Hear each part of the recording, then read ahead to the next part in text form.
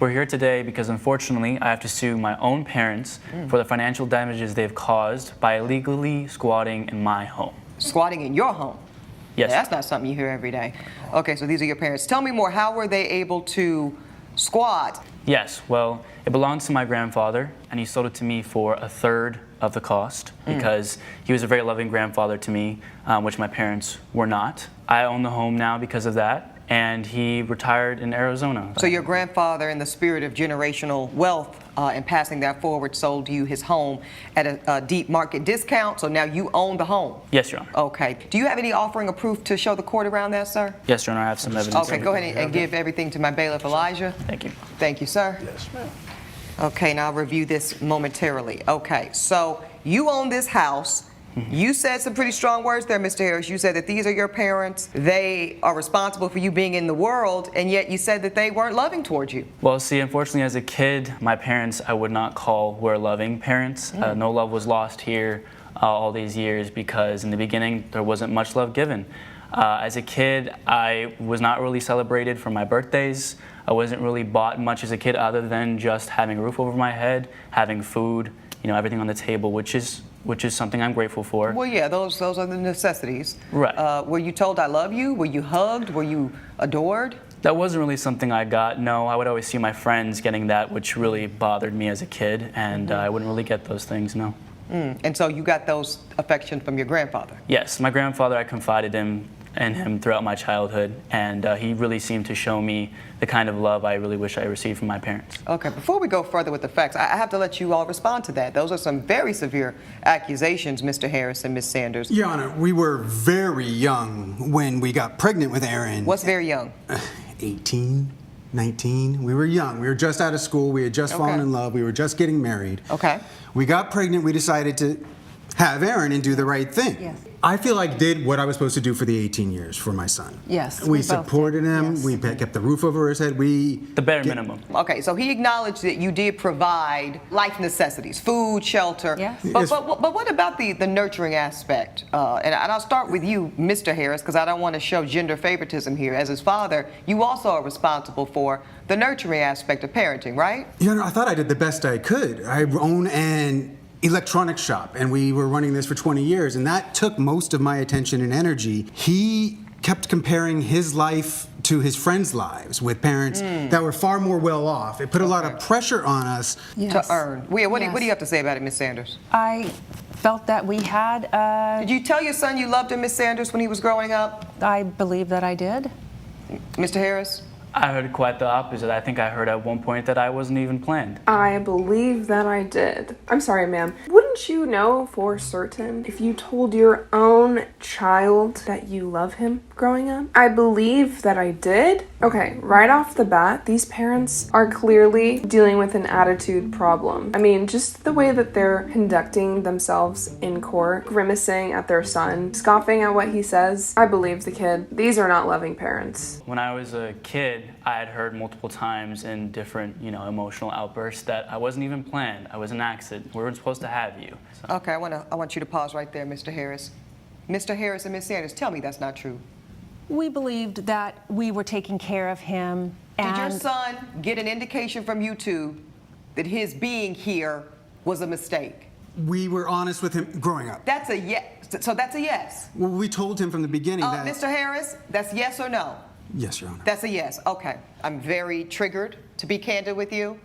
I grew up with a single, impoverished young mother myself, but she did me the good favor of never letting me feel the scarcity and the stress and the trauma that she was experiencing while I had what should have been, sir, your luxury of an innocent childhood. Continue with this house and why you are suing them today, Mr. Harris. I rent out a room in my home to make additional income. Of course, smart. Yes, I have a job with a tech company as well that I've gotten over the years of working very hard in my life without my parents' help.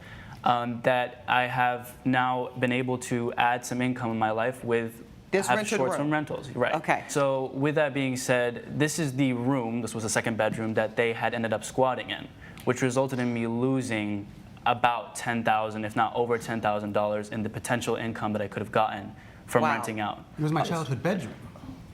Which you don't own anymore. Okay, so hold on here, Mr. Harris, defendant. You're telling me, Mr. Aaron Harris, that you were at work, you come home in this secondary bedroom, which you use as rental income. I'm seeing some of this evidence here. I'm seeing a day rate of $80, this, that, and the third, subtotal. So I see. So you're earning about $2,619 a month on this bedroom. Yes, Your Honor. That's very good income, sir. And I'm sure you use this to support your life. Yes. Okay, so you're losing out on this because you two decide that it's cute to come back to your former, the house that used to belong to your father. This was your father's house, Mr. Harris? Yes, Your Honor. And you're still talking about a childhood bedroom. Sir, how old are you today? I'm 45, Your Honor. Okay, so you're very much a grown man, right? Correct. Okay, so then a childhood bedroom would not apply to you, correct?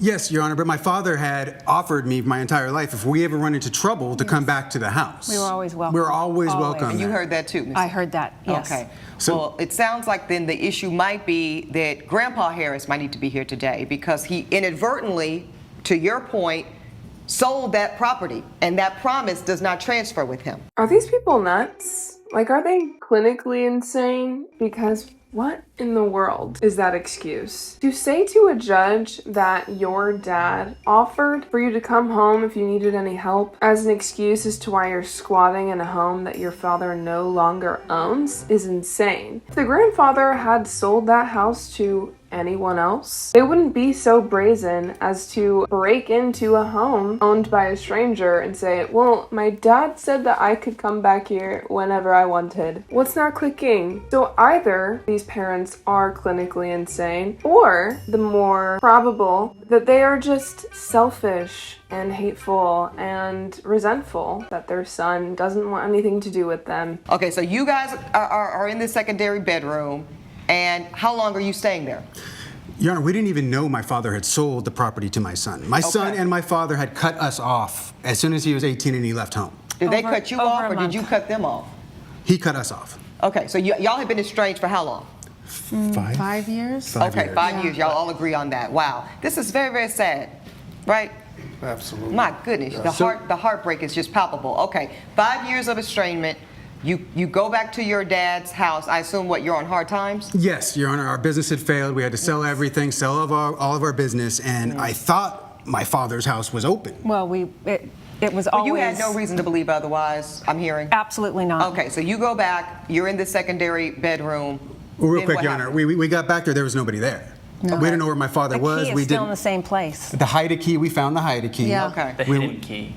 Yeah, well, my father had left. Okay. And we went into the house, and the house was not in good shape. No. When Aaron says he's No. using this house as a rental property, that's kind of shocking to us. Yeah, I spruced it up when I got in there. Yeah. Okay. I mean, it looks way better now. He's, how old are you, Mr. Harris? I'm 24. Okay, so this is a young ma'am. You know, so this is, I can imagine, it probably looked a little bit like Animal House, right? You know, this is essentially a young bachelor's pad, probably half frat house, half bachelor's pad. So I would imagine that, I imagine you're right. I imagine it was not up to the standard of living that a woman of your pedigree would be used to. But nonetheless, I hear you when you say you used a key, so you didn't really like break and enter. Absolutely But not. you did pursue occupancy, correct? Yeah. We were there for what? 30 days, at weeks? least. Yeah, weeks At least. before anybody showed up. Yeah. Okay, and then when someone did show up, it was your son. Yes, it was our son. And when he showed up, we were actually astonished we and were excited. authentically Okay, I'm sorry, Your joyous Honor, to that's see not him. accurate. Okay, hold on, y'all. Once y'all got past your shock and awe, I'll let you give your side in a second. Go ahead. Then what happened? He came in, he seemed very upset to see us. Our joy was authentic, mine was authentic to see him. And he informed us that we couldn't be there. He owned the home. This was all news to you. to us. Okay, so once he tells you that he owns the home and he doesn't want y'all there, what do you do? We wanted to rebuild our family. It We was wanted to unimaginable. repair whatever issues had become between us. Okay. And Of course you wanted to repair the family, because now you realize that your son owns a home and you apparently don't have a home or anything going for you for that matter. So naturally, once things are going bad for you, now you want to repair things so you can take advantage of it, right? Because that's really the only reason you're even in this house. And then to let yourself in to somebody's house who you haven't spoken to in 5 years is crazy. It's clear that these parents are just trying to take advantage of their son, and they're trying to come off as these people who just genuinely want to have a relationship with him. But typically, if someone has to go so far as to completely going no contact with their parents, there's usually a really good reason for that. We didn't have anywhere to go. He immediately called the cops on us. Immediately. Okay, let's pause. Is that true, Mr. Harris? You called the police? I did call the police. Okay, that's this incident report I'm seeing right here? Yes, ma'am, I have that evidence there. Okay, tell me about this police call. Well, the thing is originally to clarify that information that I feel is inaccurate, they were not there for 30 days. There was no way. I was only gone from my work trip for 2 weeks. Okay. And when I came back, just seeing that truck there, I was surprised why anyone was at my home. And then I saw, of course, the symbol of the company that I know so well, and just my heart sank. I walked in, of course, not with good emotion, validly so, because I had no idea who was supposed to be coming to my house while I was gone. Right. And that's why I reacted that way. Ultimately, I told them that I did not want them there. But when you call the police, Mr. Harris, just so the court is clear, you're calling them on anybody that's in that house, or are you calling them because it's these two? No, I'm calling them because it's these two. Okay. So when I called them, called the cops, I had already informed them that I do not want them there, that I informed them about Well, I all see the it information. says trespass is the pending charge. Yes. They don't leave. How long do you end up staying, Mr. Harris and Ms. Sanders? 4 months? 4 months. The cops showed up, and what they said is that we had rights to be Yeah, there. we were Okay, that's what entitled. the law Yes. enforcement told you. That's what the Yes. cops told us. We followed the letter of the law. Okay, I am seeing some validity to that argument. I'm looking at the bottom of this police report. An eviction process has to take place. And you understand that, right, Mr. Harris? Yes. I don't know a lot about squatters' rights. I have never understood why squatters have rights. Why would someone being in a home that they have no right to be in the first place suddenly grant them rights to be there just because they had been there for an extended period of time? I don't understand it. Someone in the comments, if you grasp this idea of squatters having rights, can you please just explain it to me, because it has never made sense to me. So tell me about the eviction process. There were legal fees obviously involved in that eviction process, so I had to pay that $450 just for the eviction notice. The total legal fees are around $2,500, which I would at the very least, like to get back if I don't get that $10,000. Okay. I'm seeing the eviction notice, and ultimately the court ruled in favor of your son, you two, and you two were evicted, yes? Yes, we were evicted. Yes. The last month, we did everything we could to try to talk to our son to Yes. let us stay. We even offered on the very last day to give him rent. He wouldn't listen to us. We were paying $100 a month for utilities. Ms. Sanders, you're a grown woman, right? Yes. What you think this young man's gonna do with $100? The reality is there is no fiscal responsibility that anybody in America can hardly take care of these days with $100, so stop that. I gotta ask you a question, Mr. Harris. You talked about wanting to repair the relationship with your son, and that's admirable. Yeah. But the court has to wonder, was that the real motive for you staying in this property, or was this about the fact that you didn't have anywhere else to go? Your Honor, I'm going to be honest. I'm going to say it's both. Please. Okay, well, I appreciate the honesty. Because it was coming back home. It was coming Yes. back to where we thought we would have some support. We were welcome. We thought we were welcome. Have you had any contact with your father, sir? I have attempted to contact him. He has not responded to No. us in, again, 4 or 5 years. Yeah. Okay. And we where don't are even know you, where he Mr. is. Harris, with your grandfather? I'm in a very good place with my grandfather, considering he's helped me more than my parents ever have. And he is retired happily in Arizona now, and I keep great contact with him. I actually had to contact him once I realized they were here. Right. And I got him on the phone. I got my dad on the phone with my grandfather, and he told him exactly how he felt about him, which was not the same way he felt 30 years ago, telling him he could come into the house whenever he wanted to. Okay. This is my question to you. I have one more question, and then I'll be ready to rule. This question is for you, Mr. Harris, the plaintiff. Yes. You're asking for $10,000. Now, I'm trying to put this sum together here. $2,000 was your lawyer fees, yes? Yes, ma'am. Okay.